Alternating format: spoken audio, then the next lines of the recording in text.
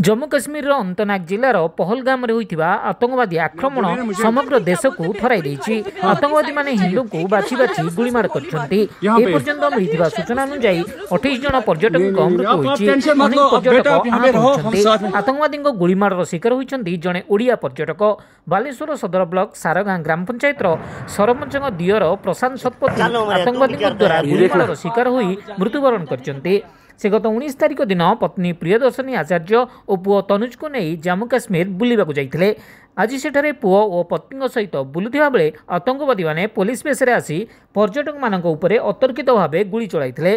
प्रशांत मृत्यु नहीं जम्मू काश्मीर अनंतनाग पुलिस स्पष्ट करिछि।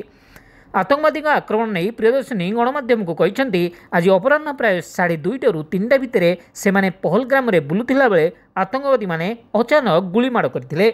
आतंकवादी गुली मो स्वामी मुंडे बाजिला।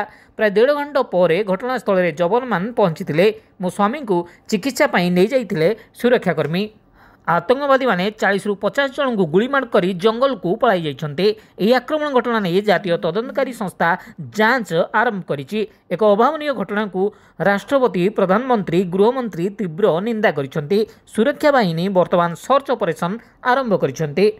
केंद्र गृहमंत्री अमित शाह पहलगाम अभिमुखे यात्रा करते। सऊदी अरब प्रधानमंत्री नरेंद्र मोदी गृहमंत्री अमित शाह सह ए विषय फोन रे कथबार्ता होइछन्ते।